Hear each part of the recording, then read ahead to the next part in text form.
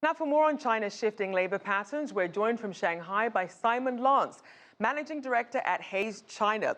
So, Simon, given the push that we're seeing for more openness and innovation in domestic consumption, what new trends are emerging in China's labor market?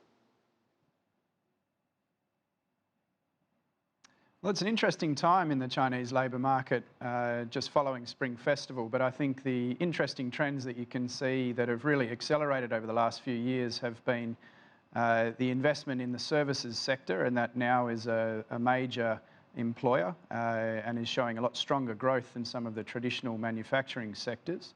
And obviously the emergence of a lot of new technology disciplines which are really short of talent and creating some very strong prospects for IT professionals. And speaking of a shortage, we know that there's also a labour shortage usually after the Spring Festival that happened this year. How temporary is that? There is usually a seasonal spike immediately after Chinese New Year where there is a lot of movement in the labour market. So that tends to last for 1 or 2 months as job seekers come back after the festival and reconsider their employment options, and employers are faced with at least 2 months of really strong recruitment activity. So we tend to find it settles down around April or May into a more predictable few months ahead. Now, let's also look at migrant workers. How would you describe the mindset of this new generation of China's migrant workers?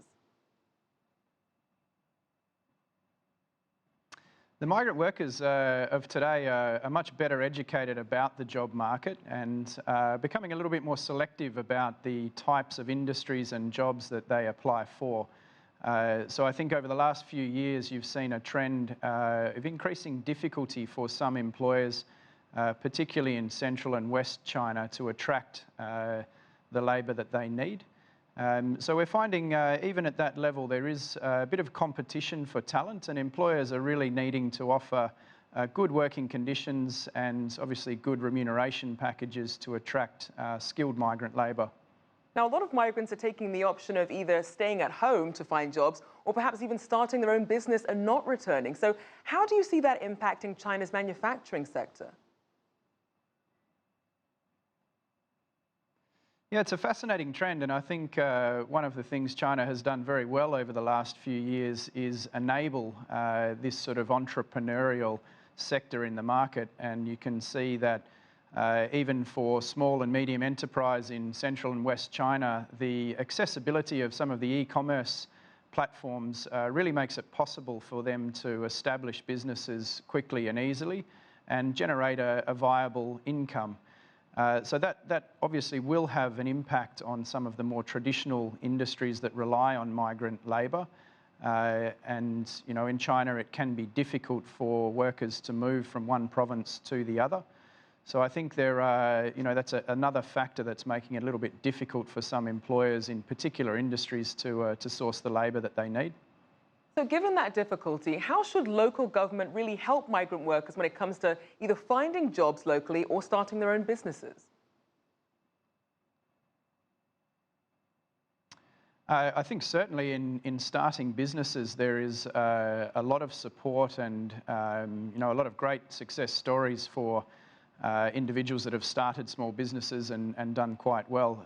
I think personally there still is a little bit of work to do to encourage some flexibility in the labour market, which would allow workers to change industries a little bit more easily or receive some retraining for some of the newer tech or service industries that are becoming slightly brighter prospects for employment in general. So I think that really is an ongoing challenge for government, industry and tertiary educations to come together and look at how to retrain a workforce to meet the job demands of 5 or 10 years' time. And speaking of the jobs of the future, which are the industries that you expect to see the most job competition going forward?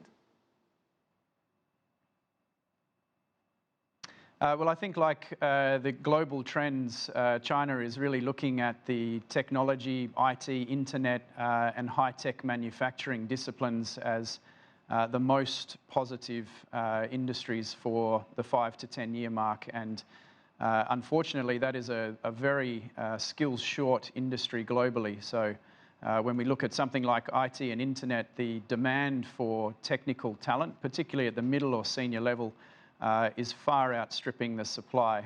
So there's a real war for talent in those technical disciplines.